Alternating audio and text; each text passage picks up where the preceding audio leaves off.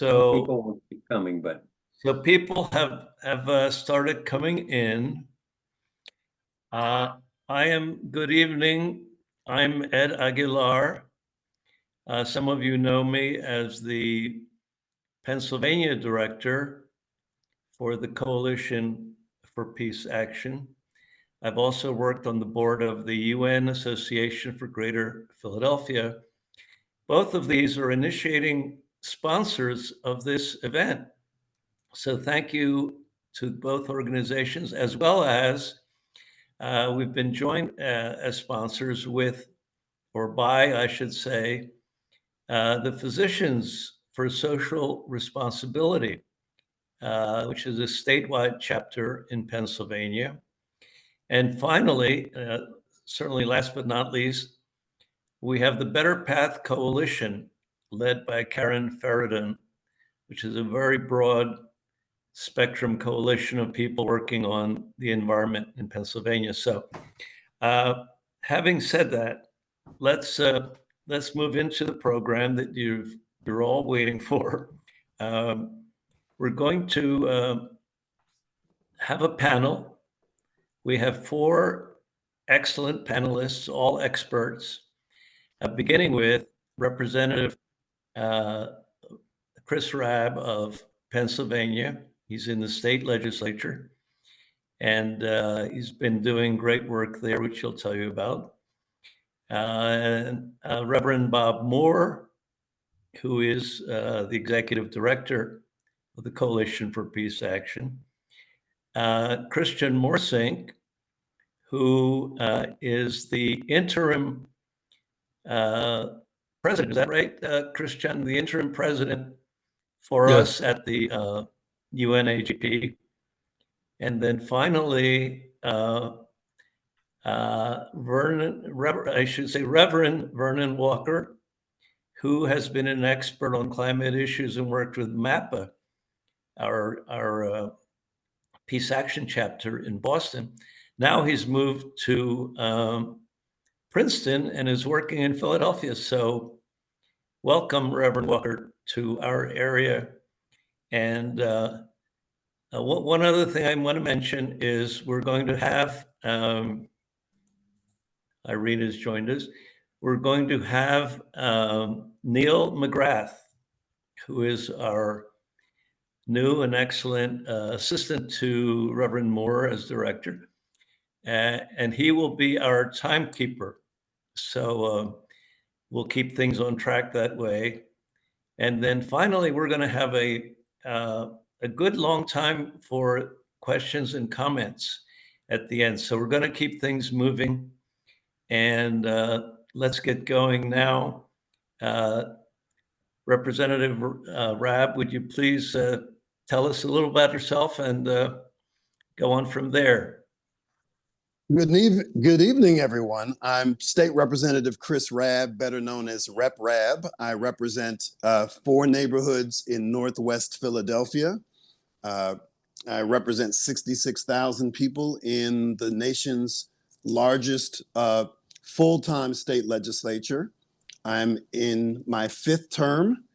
I'm a member of the Pennsylvania House of Representatives, which presently has a 1-vote majority for Democrats, and the Senate is controlled, as it has been for virtually all of the last 30 years, by Republicans. So we are in that small handful of state legislatures that are split. And for my 8 years in office, 8+ years in office, I have done a lot of work around energy and environment policy. I'm a member of the National Caucus of Environmental Legislators, and I serve on its board. I'm a member of the Energy Supply Task Force with the National Conference of State Legislators, and I'm a founding member of the Pennsylvania Climate Caucus. So I'm very much a accredited tree hugger, and happy to discuss any energy or environmental justice or other related issues, and have introduced a number of bills on those matters over the course of my 8+ years in office. I hope that gives you some sense of what I've been up to. Yep, I think you're on mute. I have to unmute. Yeah. Absolutely. Thank you very much, Rep Rabb. And do you want to tell us a little bit about what are the most pressing issues in Pennsylvania, would you say, for example, LNG or fracking in terms of the environment? Yes. Well, we are the second largest producer of fracked gas. I do not use the industry coin term natural gas because there's nothing natural about it.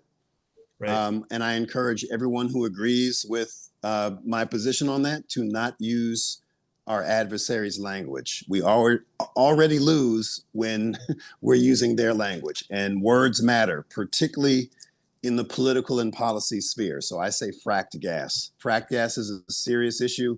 It causes tremendous damage, not just to the environment, the air, the water, the soil, but also the people and the wildlife. And part of those people include the union and non-unionized workers in the fossil field area who are exposed to all kinds of chemicals and very dangerous work environments that too few people know about, including workers themselves when they're signing up for this kind of work.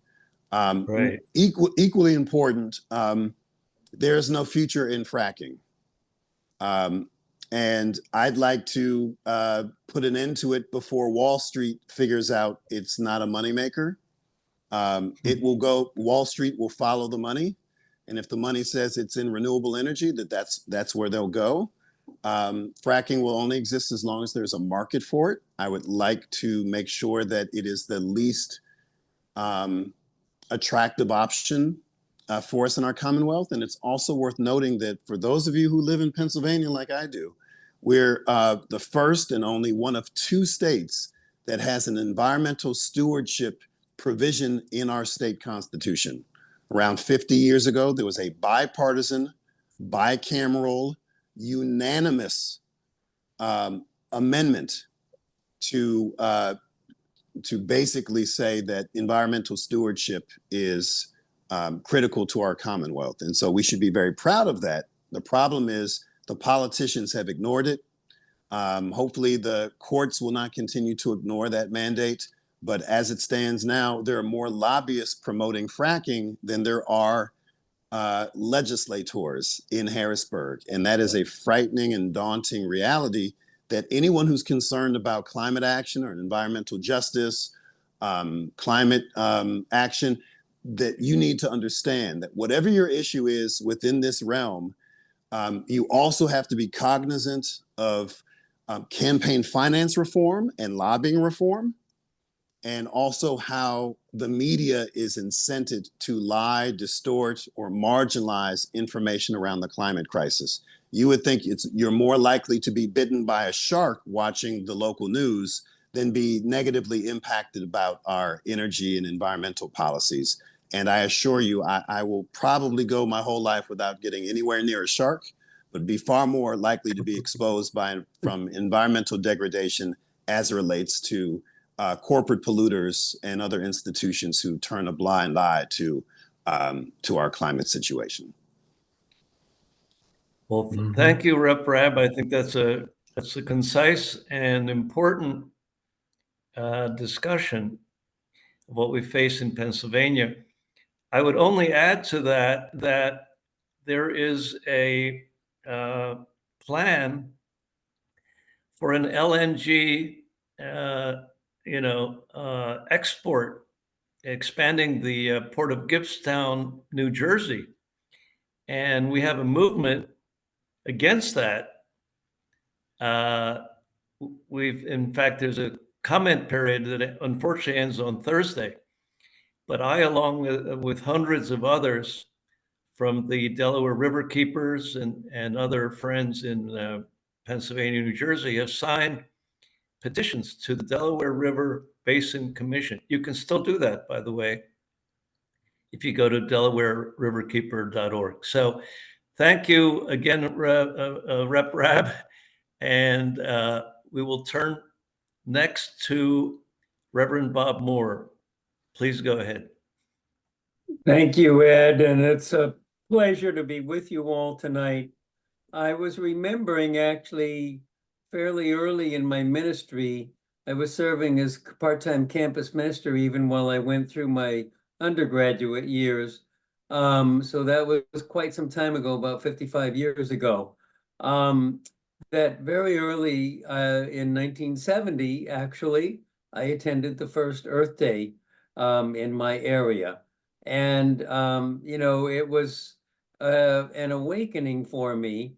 I had been very interested and concerned in peace issues, but I saw somehow environmental issues somehow I thought were separate.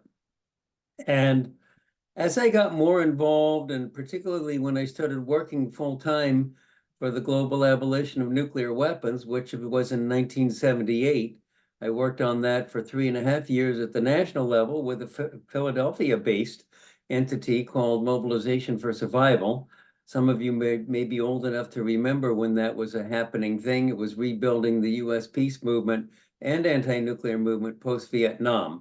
So I started this work in 1978, and I saw it as two separate tracks, and I realize now that that was a mistake when I was younger, that somehow the climate issues and the environmental issues were somehow separate from the peace and nuclear weapon issues. And the more I got into it, the more I realized that that isn't true. And in fact, one of the first things that I became aware of is that the Pentagon is the #1 source, the biggest single source of pollution in the United States of America. And so, this is all very related. The things that the Pentagon does, the things that our military does, are often very polluting and generate tons of carbon dioxide, fighter aircraft, all these other things. So this is really all a piece of a whole, I think. And that was an awareness that we brought in now to my work starting in 1981 as executive director in Princeton here, based in headquartered in Princeton. Ed's our leader for the Pennsylvania chapter, but I've been doing that since 1981, so 43.5 years I've been doing that. And especially, I think, when the People's Climate March happened in 2014 with a huge turnout in New York City, I think over 400,000.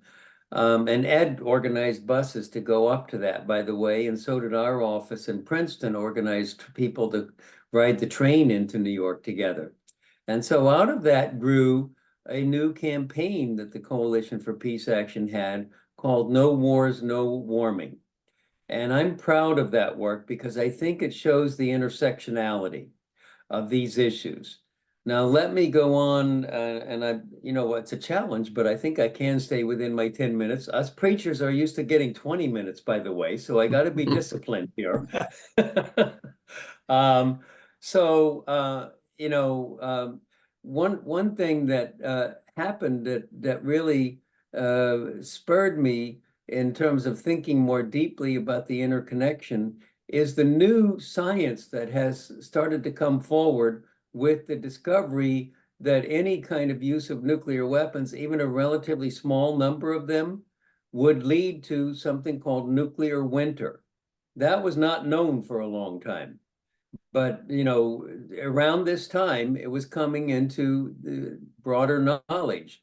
And what that means is that, and I'm going to give you a very specific example, the International Physicians for the Prevention of Nuclear War, which we just had their former president speak for us not long ago, they did a study, and a highly reputable study, about what would happen if a nuclear war broke out between India and Pakistan.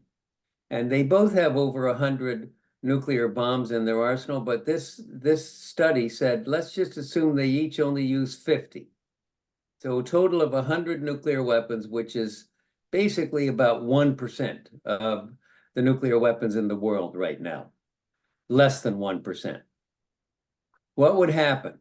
And what they said is that because of the nuclear winter that would be generated from the use of that many nuclear weapons, a relatively small percentage, as I said, that a nuclear winter would happen and that there would be massive crop failure in India and Pakistan, as well as further around.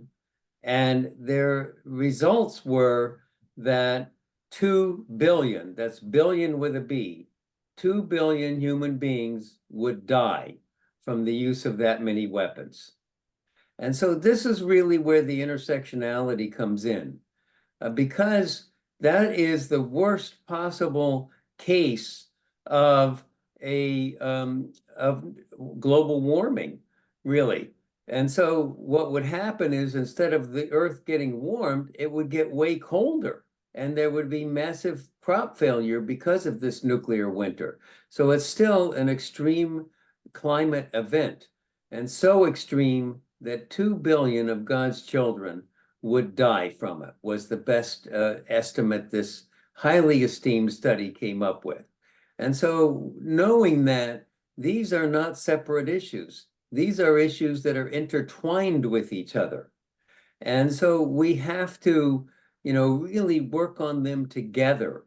I was watching the Philadelphia News earlier this evening, and they came up with something pretty startling, that compared to 1970, when the first Earth Day happened, to today, the average temperature in the Philadelphia area has increased by 3.5 degrees, 3.5 degrees Fahrenheit.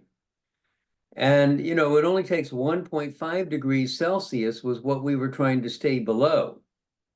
And so we're already past that mark. We're already past that mark. And so, part of what Trump and his minions are trying to do is say, don't believe your eyes. They already said it about January 6th. Oh, those were peaceful people. Don't believe what your eyes actually saw, And so we have this now, this phenomenon. I notice that because every night on the national news now, not just Philadelphia news, on the national news, one of the featured stories is extreme weather.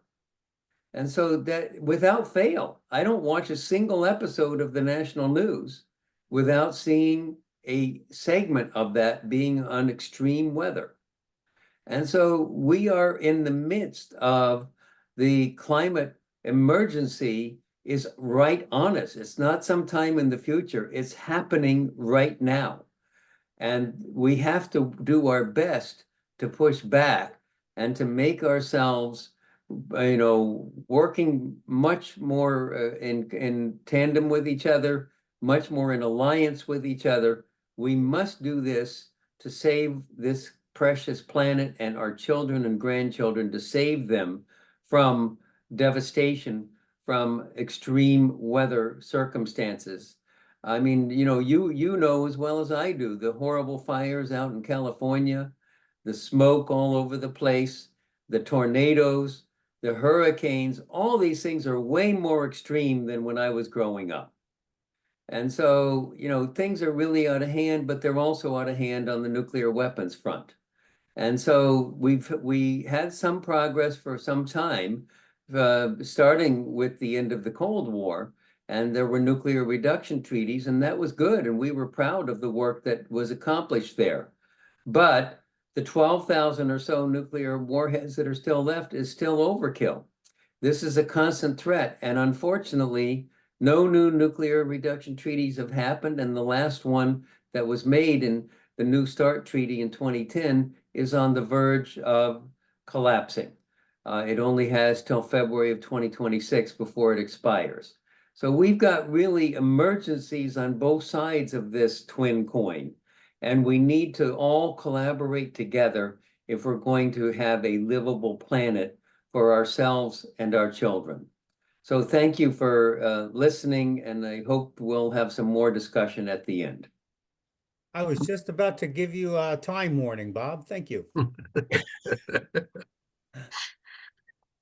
So who's next? Do we have Christiaan next, I believe? Yes. You told me to speak after Bob Moore, who has a very elegant way of weaving stories together around this nuclear stuff and warming and the probable winters that may occur. And indeed, I would like to follow up on that with a little bit of a reference to the United Nations activities in that regard, and bringing the discussion a little bit to the level of what's happening on a global scale, and understanding it from that perspective. And in that regard, I would like to definitely create a notion that the Secretary General of the UN declared that Mother Earth runs a fever. He said so this morning. I actually would like to translate that a little bit differently. Mother Earth is not running a fever. Mother Earth is being really angry and is telling us we are doing bad things. We are not behaving properly, and we are going to be spanked. In that, to use that terminology, that way of thinking, is that the whole notion of what we see with climate change and global warming is indeed a way that nature is reacting to the way we have been doing carbon footprint issues to a level that is unacceptable. It's like 100 volcanoes, active volcanoes every year producing this kind of stuff. And we need to start rethinking our ways. And in that particular notion, because this being Mother Earth Day, it started as Earth Day in the United States in 1970. I actually was not very much aware of that time because my daughter was born on that day in Amsterdam and was very busy becoming a father. Had no idea what was happening in that regard. But the point being, that was all around pollution. Agent Orange, I don't know if you remember, the DDT issues EPA started. That were the issues of we need to start taking care of Mother Earth in the context of pollution. We did not pay attention yet to what we were doing in terms of agriculture, what we were doing in terms of deforestation, building big dams to create electricity, nuclear power plants being built, etc. So there was a whole lot of issues going on at that time, but all of them were around this notion of pollution and cleaning up, not without impacting directly on what we are actually doing as producers of companies, of agriculture, of how we're doing trade, etc. And the energy uses that came with that. So we have a history of evolving, and the UN is picking up on it in a big way. And when they declared Mother Earth Day in 2007, they definitely made it the ecology problem a centerpiece. And when we are talking about we needing to take care of Mother Nature, and Mother Nature need to take care of us, and it's a bilateral kind of activity, we need to pay attention to that. And what are we doing wrong? What have we been doing wrong? And there's a lot of it that we have been doing wrong. Like in Ethiopia, we have now a 3% forest coverage. In the beginning of the 19th century, it was 92%. Pennsylvania was at 10% in 1900 and is back to a forest cover of about 46%. So the point being, we have movements and seeing things happening that are need to be tackled and strained and looked at. Forestation and afforestation are now definitely things that are promoted. We are seeing that also as a social movement. Earth Day has become a social movement issue. Citizens participate in it. Companies participate in it. Universities participate in it. Researchers are involved in it. Just today, I learned about how at UPenn they have a week of discussing how to make more drought-resistant seeds so that we can tackle the climate changes that's coming. I call that accommodation, or what you want to adaptation. I like to go back to the original idea of that we need to do restoration. We need to get back to keeping the eye on the ball and getting forest everywhere. And in that context, all kinds of things are happening that we need to address, and that the UN is actually nicely focusing on in terms of keeping data and sharing stories. But it is definitely not anymore a movement only by individuals. This is being bought by lots of governments and lots of institutions. The interesting element that I find is that some nations are much further ahead than other nations. And America is definitely what you call full of activities, but also full of counteraction. In that context, the whole notion of this notion of getting back in the graces of Mother Earth is not going to be easily done in this country, but in the other countries, there's a lot of motion going in that direction. There are a lot of programs that are really starting to pay off. And you see that also reflected in the way the FAO is working with countries, how the forestation and bamboo planting in Ethiopia is going happening up, the wetland programs that are developed in different countries. We see this particular activity taking place on a scale where citizens and governments together collaborate in many countries. So in that context, I was thinking that we need to understand that this particular activity is indeed meant to make life and keep life happening. And it is meant to do it in such a way that we can then indeed think for the next generations. And I'd like to think in terms of the terminology that the Lenape people use. We need to think in terms of 7 generations into the future.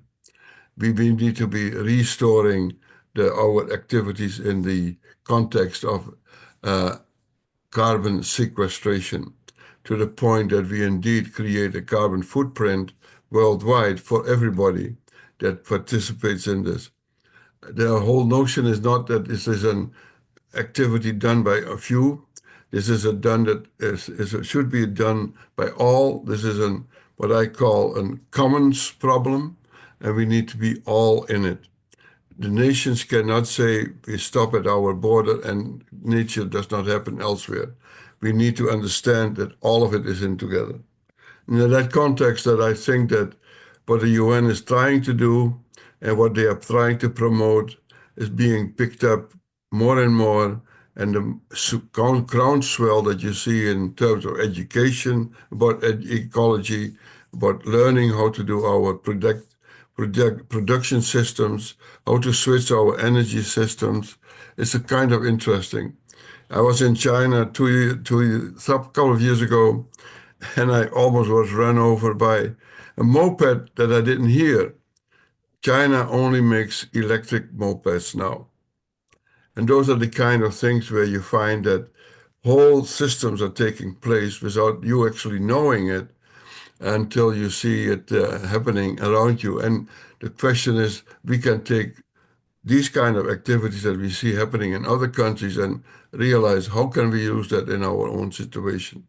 We, as United Nations Association of Greater Philadelphia, we take that message and we say, what can we do here in Philly?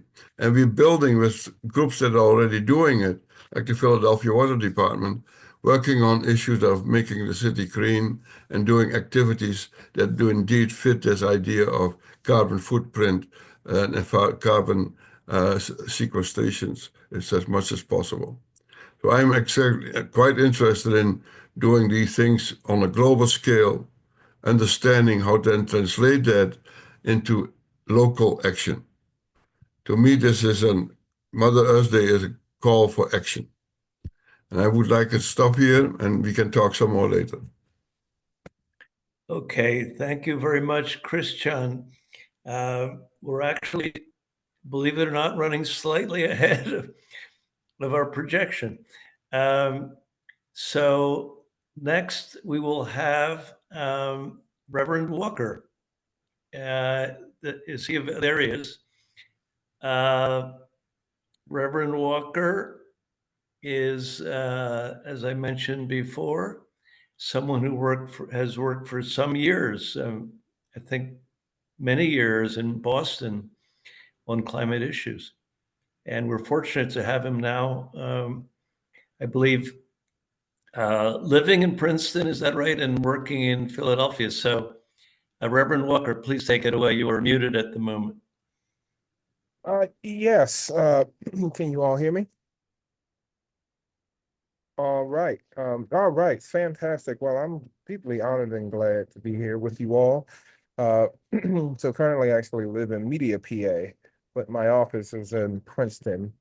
And I'm a Philadelphia native, so glad to hear about, many of the work that has been undertaken here in the great state of Pennsylvania. As mentioned, I did a lot of climate justice work. I worked for several different environmental organizations in the Boston area, Boston, Cambridge. And one of them was an organization called Communities Responding to Extreme Weather, where we helped prepare residents to adapt to extreme weather that impacted their local community, whether it's heat wave, floods, etc. So we would do a lot of educational workshops and also resource distribution. For instance, we would distribute energy efficient air conditioning units to those who live in urban heat communities that suffer from the urban heat island impact. And then after that, I moved over to Clean Water Action, which is in 13 chapters, 13 states.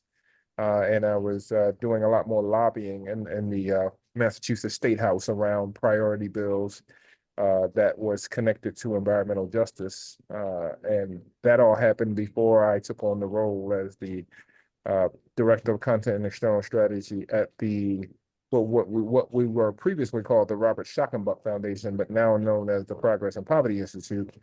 But simply put, on this 55th anniversary of Earth Day, how I got drafted to the climate movement was in 2018. I read the UN report that said at the time we have 12 years to slow down our reliance on fossil fuels, or a degree above which will endanger hundreds of millions of people, which would cause situations such as Hurricane Katrina to happen with greater intensity and with more regularity.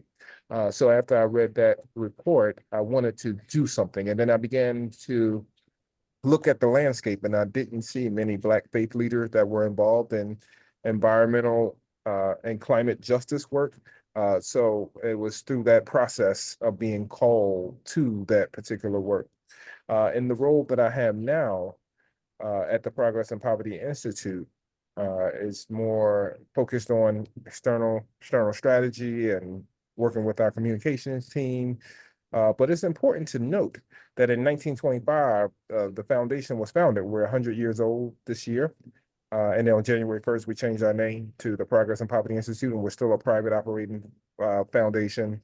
And when the foundation was originally created to share the ideas of Henry George, especially those put forth in his seminal work called Progress and Poverty, with the world.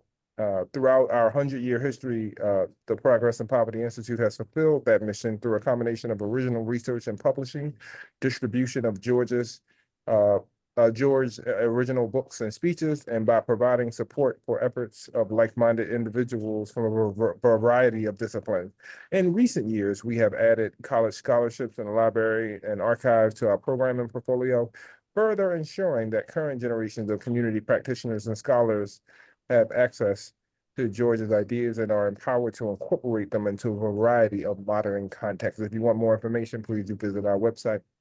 Now, the question that we all are asking, and many are asking, is how is climate change and peace linked? Well, they're inextricably linked, and climate change and peace issues are deeply interconnected, with each influencing and exacerbating the other in complex ways. As climate change accelerates and intensifies the competition over essential resources like water, food, and arable land, resources already under pressure in many vulnerable regions. This growing scarcity can contribute to tensions within and between communities, potentially igniting or worsening conflicts in areas where governance is weak or political institutions are fragile. The stress of environmental degradation can push societies towards instability and unrest. Moreover, climate-related disasters that you've heard from several different of this panelists earlier, my co-panelists earlier, climate-related disasters such as flood, droughts, wildfires often displace large numbers of people, creating environmental refugees who are forced to migrate in search of safety and subsistence. These population movements constrain host communities and fuel xenophobia, discrimination, and even violence, especially when infrastructure and support systems are ill-equipped to handle sudden demographic changes. The resulting social tension threatens both local and global peace, highlighting the importance of inclusive and forward-thinking policy responses. Additionally, the fight against climate change often demands a reevaluation of global economic and energy systems, shifts that can generate geopolitical friction.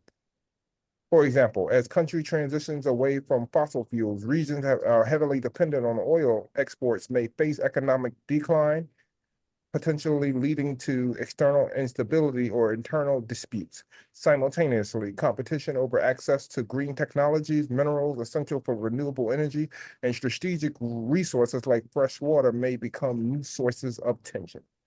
On the flip side, my brothers and sisters, cooperative climate action can be a powerful tool for fostering peace. Joint environmental projects such as cross-border waters management or regional renewable energy initiatives can serve as platforms for dialogue and trust building among historically adversarial parties. These efforts not only help mitigate the effects of climate change, but also can contribute to long-term peace by addressing root causes of conflict and promoting interdependence and shared prosperity. Ultimately, achieving lasting peace in the 21st century requires acknowledging the multifaceted threats posed by climate change. Peace-building strategies must integrate climate resilience, while climate policies should incorporate conflict sensitivity. By recognizing the inextricable link between climate change and peace, governments, organizations, and communities can work together toward a future that is both environmentally sustainable and socially just. Peace activists and climate activists share common goals: justice, sustainability, and a better future for all. Can form powerful alliances by recognizing how their missions intersect. Working together, we can amplify each other's messages and tackle the root causes of both conflict and environmental degradation. I'm just going to list a few ways that we can collaborate effectively. Peace and climate activists can join forces to raise public awareness about how climate change fuels conflict and how war and militarism worsens environmental damage. For an example, activists can co-host climate and peace activists can co-host educational events, create joint media campaigns, or produce documentaries that highlight the environmental injustice and conflict zones or the carbon footprint of the military-industrial complex. And finally, as I close, at the grassroots level, peace and climate activists can partner on community initiatives that build resilience. For instance, both peace and climate activists can work together on local agriculture programs that use sustainable practices while bringing together divided communities, or organizing peace-building workshops that include training on climate adaptation and resource management. Thank you. Mhm. Thank you so much, Reverend Walker. So we are actually running a little bit ahead of time, which is unusual for these forums. But this gives the audience a bit more time to formulate your questions and your comments. Now, the plan was to direct those questions to me. So if you go on the chat, you can direct it to me, and I will forward it to the most appropriate member of the panel. But since we have a little more time, the other thing we can do is if you can simply use the, at the bottom of your screen, you can use the link to raise your hand. And I see John Sonnen has already raised his hand. So let me see who else we have. Okay. And we have some more people just coming in, so that's very timely. So let's go back. And John, are you muted? No. Hmm. I think, yeah, I unmuted over Yeah, here. you need, yeah. Can we, I'm unmuted. Neil, can we remove the, I can yeah, can hear we him. remove I the, can hear him already. oh, think go he's- ahead. So go ahead. Please ask your question or All comment. right, I had a very quick question for Reverend Walker. I kind of came in late, but what's the scoop? What's the status of the agricultural and pesticide use running into the rivers and everything else normally? But Monsanto, I know they had some trouble here recently. Is the big defecator on our environment with agricultural insecticides. What can you tell me about that? Thank you. I think I have to do a little more research on that, but I invite my fellow panelists to maybe weigh in. I think I haven't spent much time looking into the pesticide, what that's composed of. I think I have to do a little bit more research on that. But I invite other panelists or other voices to come weigh in to help us think through. Okay, we'll hold that until we have another volunteer to discuss that point. Oh, there's a few hands up, Ed. There's quite a few hands. Yeah. There's Christian, and then I saw there was a hand in the virtual audience as well. Yes. Oh, three So, hands. all right. Ed, It's, I would like to address me that just- question, if I may. Can you hear me? Who's speaking? Yes. This is Stephanie Harris is speaking. And I would like to. Oh, yeah. address So the question. Stephanie, please go ahead. Thank you. Agriculture provides probably 30 to 40% of greenhouse gases, and it is essential that we change to a organic regenerative model, which is also localized so that we don't have all of the transportation which is necessary. And if it has been estimated that if the entire world did organic regenerative agriculture on a large scale, that all of the greenhouse gas emissions would be erased by this carbon sequestration, which is going on using plants to create out of photosynthesis. They take the carbon dioxide from the air and they store it in the soil, thereby creating a way to sequester the carbon. And therefore, it is incumbent on all of us to try to support local, organic, regenerative agriculture by making sure that with your food dollars, you can be supporting your local farmers. Thank you. Now, Stephanie, Irene has reminded me that you are a co-founder, I believe, of NOFA. Is that the name? That is correct. It's the Northeast. Can you spell that out Organic- for us? What? It's NOFA-NJ. NOFA, New Jersey is the Northeast Organic Farming Association of New Jersey. And you can go to our website, NOFA-NJ, to get more information of how through education and advocacy, we are promoting organic, local agriculture in our region. Thank you. Yeah, I think that's a very important point. Let me ask who in the panel would like to add to that. Christiaan. Yes, I would like to make a few remarks. The notion of the pesticide situation is amplified by the FAO making all kind of opportunities for farming to get away from pesticides on a global scale. It's also the whole idea of what indeed have been talked about in terms of regenerative agriculture is being applied now in quite a few countries in the world.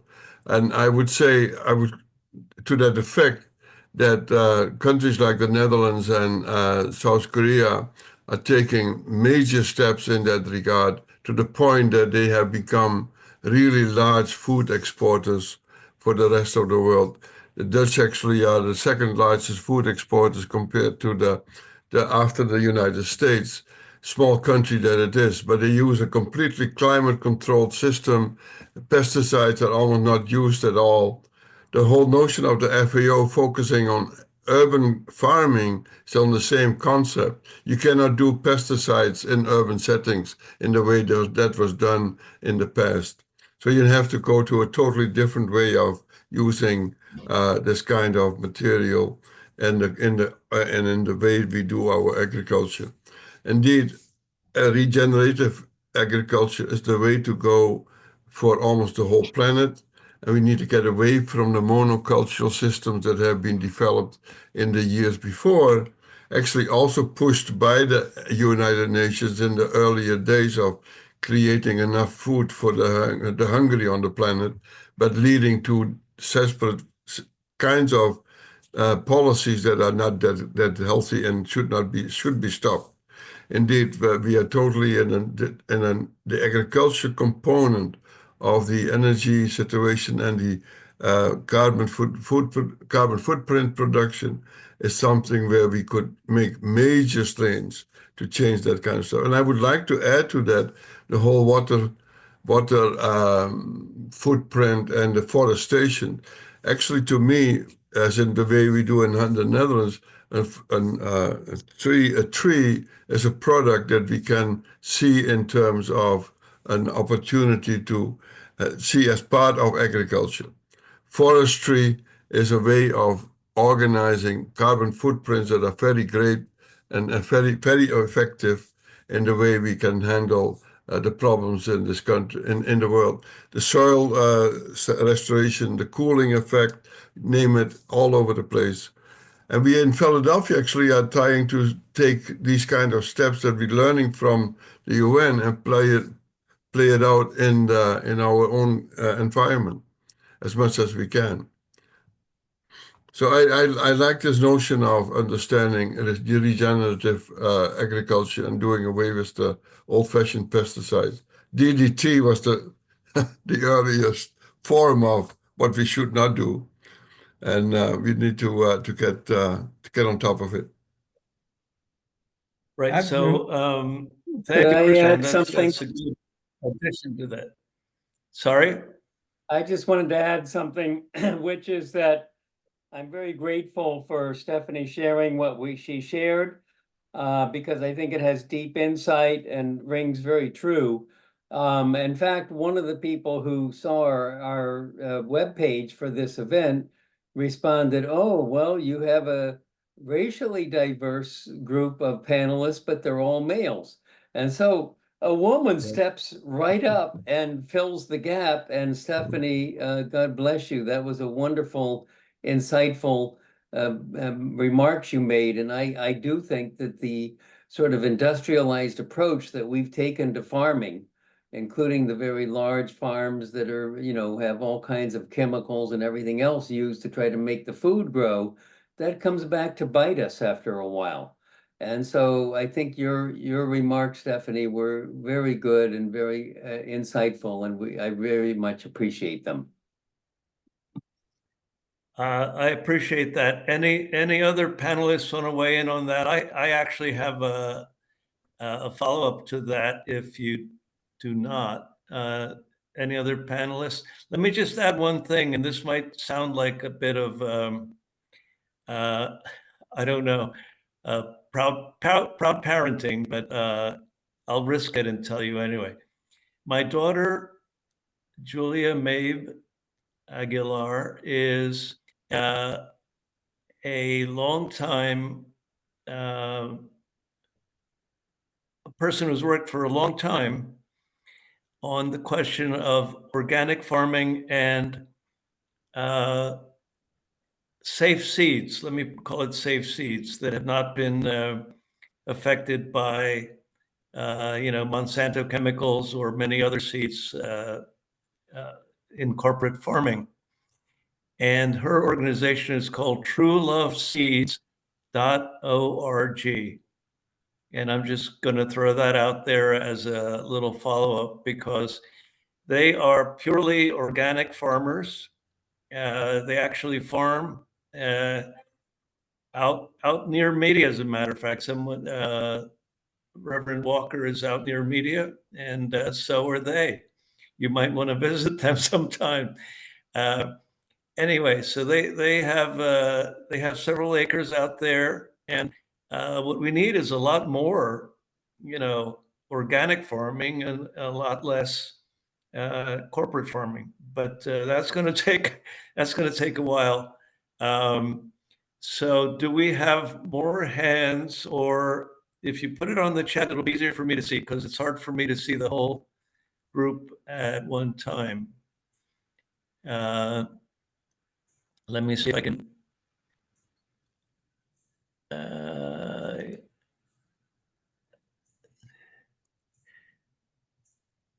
I don't see any hands up at the moment. I've a follow-up if I could.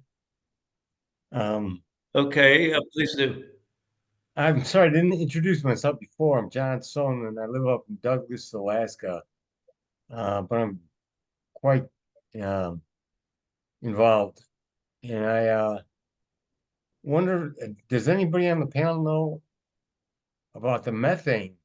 I mean, we're talking about organic farming for pesticides, but what about all the methane from our beef afflicted or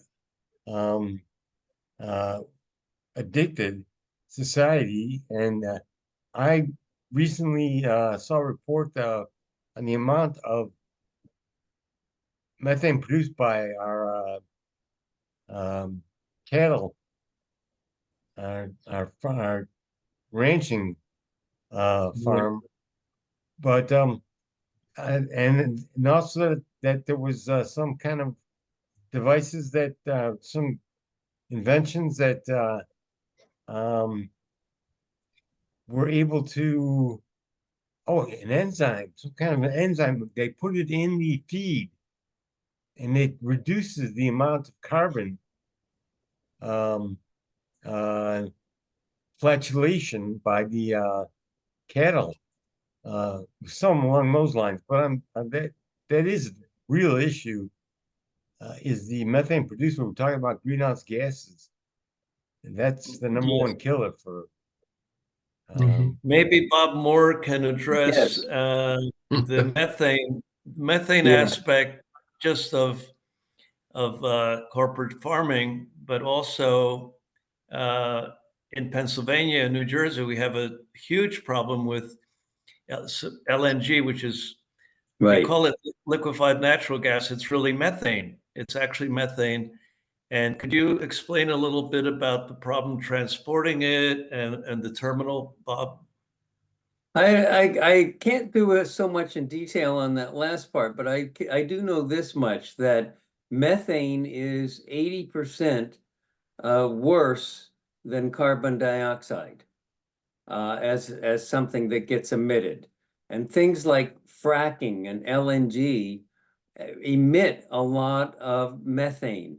And so in the near term, actually, probably the fastest gains we could make in terms of curbing the climate emergency that we're now in, probably the fastest single step we could take would be to control the methane. There's a lot of it leaks out in things like fracking, and as you say, from animal excrement as well. And so there need to be ways to manage this much better.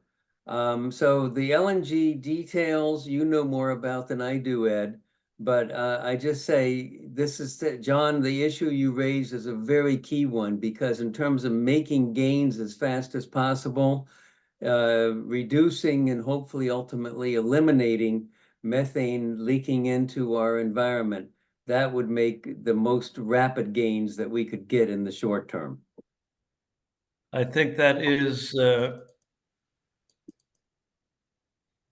I think that is absolutely right. And well, there we go. That's absolutely right. And in terms of the LNG, I could tell a little bit about the LNG problem in the Gibbstown LNG export license question that's before the Delaware River Basin Commission. Okay. I mentioned the Delaware River Keeper.org organization. And there's the other one who is actually a co-sponsor of this forum. Unfortunately, I don't see Karen here unless she comes in late. Karen Ferridan is the chairperson for the Better Path Coalition, and they've been working to stop the permit renewal. Let me just explain briefly. There's a company called New Fortress, which, just as it sounds, New Fortress is a platform for LNG exports at a place called Gibbstown, New Jersey, a very small town in southern New Jersey. I'm sure Reverend Wayne was here earlier, Wayne Conrad.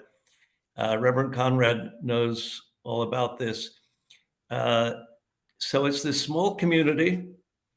It is at great risk of literally explosions. This is no exaggeration. There's an existing port there run by New Fortress.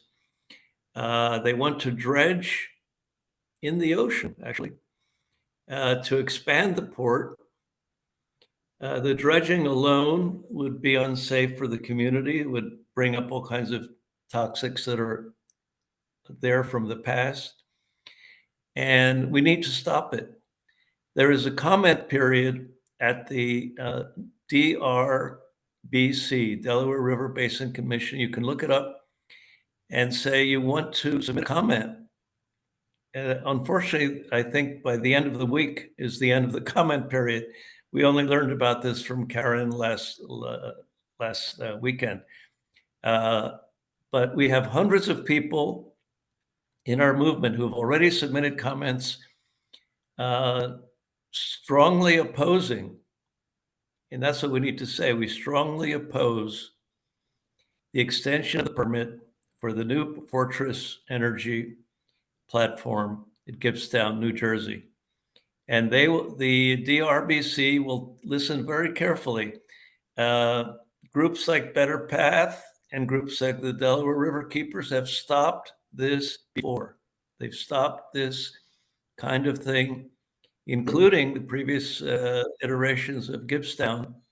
They just stopped it dead in the water, so to speak. So that's all I can say about that. Please check it out because it's really worth adding your voice to it. Christiaan, did you have a? In terms of the relationship of methane gas in the agricultural situations, there have been quite a bit of activities unfolded in different parts of the world where this particular form of biogas sequestration, if you want to call it, has been forced upon farmers, for example, in the Netherlands, in Korea. We have the situation of in China, the biogas on the farms. Farms have to create their own biogas. Here in Philly, we actually have a similar facility for our human waste and the human methane production that we capture on the next to the Highway 95. So there are options and opportunities for trying to capture that methane gas and reusing it as energy. The point of the feed and how that impacts on cattle and the fertilization that comes from that's indeed another element altogether. We are at the moment force feeding cattle, so to speak, with things that they should not eat. They were supposed to be eating grass and only grass. And the way they were going about it is the totally wrong way. And you create indeed what you get, and gas production from this kind of cattle handling, that is not right, to say it simply. And in that context, there's much to be done and learned about how to correct these things in the future. Next to the fact that we should have less cattle all over in the whole planet, but that's a different story. Thank you again, Christiaan. So Bob Moore has just put on the chat a link to our program called No Wars, No Warming campaign, which he mentioned. This is a campaign we've really had, as he said, since around 2014, 2015. And it is now coming back into play because, you know, there was some progress being made in those days, and we're going in the wrong direction right now. So please feel free to tune into No Wars, No Warming on the website at peacecoalition.org. And so what I'm going to do is, Neil, can we just allow people to unmute themselves and just take more questions? I don't see any in the chat at the moment. Let me just check one.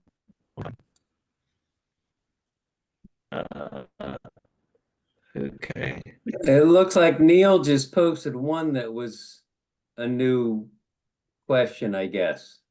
Oh, well, what is there is a question about high temperature thorium salt reactors. I'm not sure just what the question is, but That was what Any thoughts on it?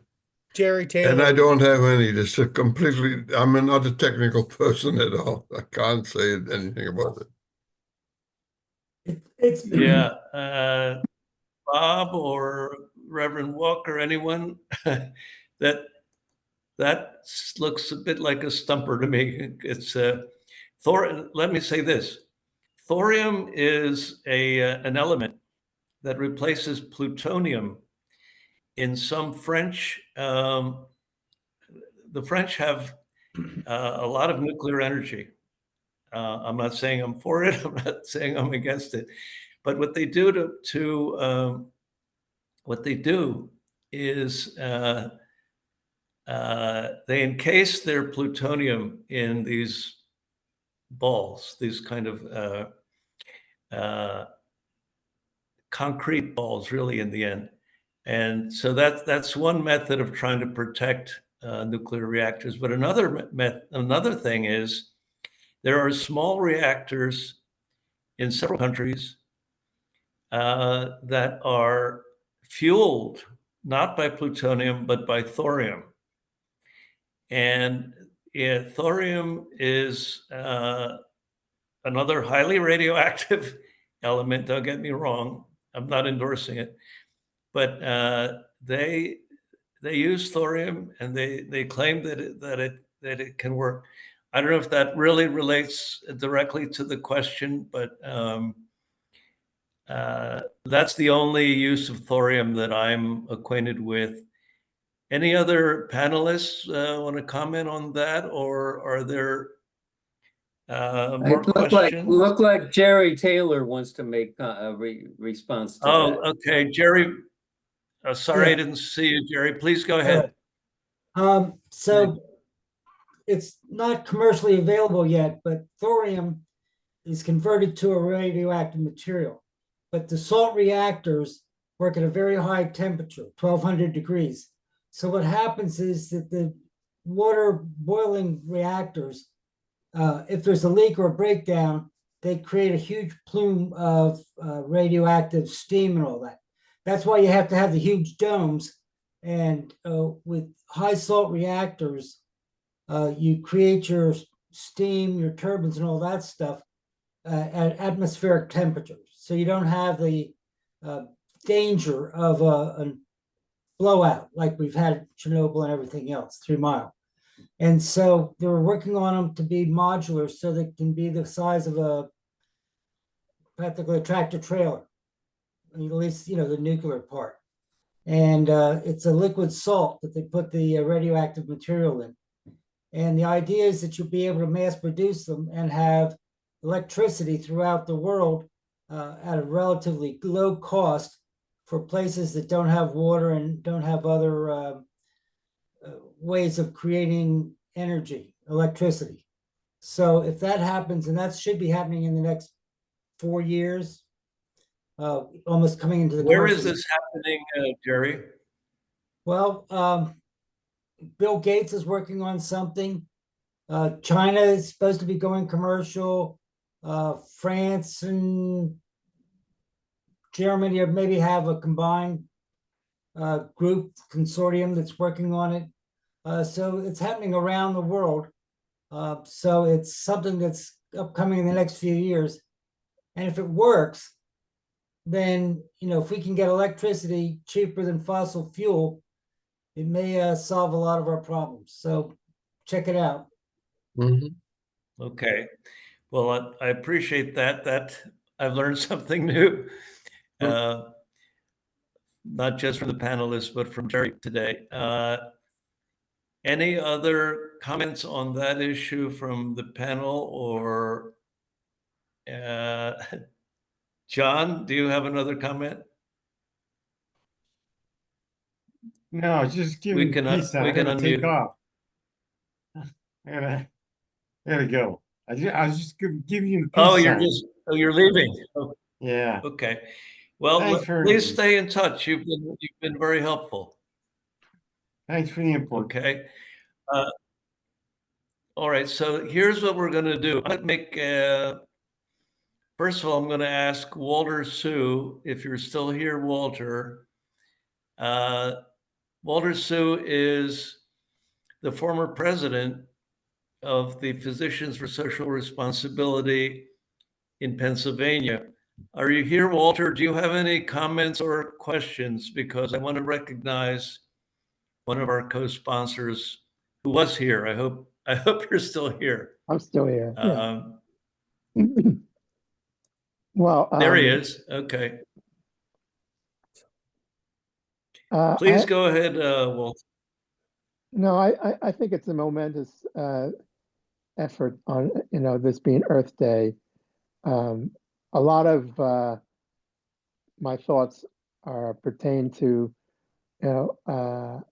think globally but act locally. And this morning, we had a demonstration outside of City Hall in Philadelphia, where we criticized the Philadelphia Gas Works, which runs basically the municipal gas company for the city of Philadelphia, on its intransigence in doing anything about moving toward electrification or renewable energy. And in fact, it's even worse. They are the major funder of the American Public Gas Association. It's an estimate. I heard today that they've spent something like $400,000 funding the lobbying efforts of the Public Gas Association, which explicitly has asked the Trump administration to delay any renewable energy efforts and to make sure that gas is always a choice for people who want energy sources. In other words, they are doing exactly the opposite of what we should be doing as a nation. And I think if we all look at our own local gas companies or whatever energy sources you have, it's an opportunity to look at how maybe all of us could locally make your own protests with the bigger goal in mind that we could get away from burning fossil fuels. So the LNG question, for example, if there was no demand for natural gas, then it would sort of go away. The only problem, of course, is that we have to find the alternative energy source. And we haven't really, at least in Pennsylvania, in my mind, haven't even been serious about trying to do renewable energy in our city, in our our state legislature's totally beholden to the gas industry. And that's because Pennsylvania has 2/3 of the state at the top of the Marcellus Shale, which is being fracked or fracked gas. There's another long discussion about fracking and how harmful it is to the environment itself in its own right. But on every aspect of fracking, from the contamination of the water, the removal of the water from the water cycle, the produced water that comes back, which has brine and all kinds of toxic chemicals, rendering it undrinkable, the radioactivity that is actually far exceeds any of the levels that would be considered safe. All those things are part of the fracking process. And that's all to get natural gas, which, as you have described already, is being used to exacerbate global warming. So we are far, far away from being serious as a state and as a country for moving us to where we need to be by 2050. Because if we continue our current path, which it looks like we are, there will be no good planet for our children to live on. Even as we speak right now, there is a wildfire on the Garden State Parkway. I never would have imagined in New Jersey that you could have a wildfire in Garden State Parkway that has zero containment, and it's out of control. And you know, we realize that what used to be a wildfire problem maybe in the West Coast and California is now moved east. And we're only still in April. And what's it going to be like this summer when the temperatures are considerably higher and maybe we have drought conditions and wind conditions that would make it untenable to keep our state going. So I have a lot of fears that what the next 30 years is going to look like in our country to try to give our kids a livable planet. I could go on, but you invited me and I pontificated. No, I'm glad you gave that summary, because it's a very somber summary, but it's reality, and we need to, you know, we need to confront it. We need to confront it for our kids, and as the Lenape say, to the seventh generation. We're not doing it right now. We need to reverse course. And I want to thank you all.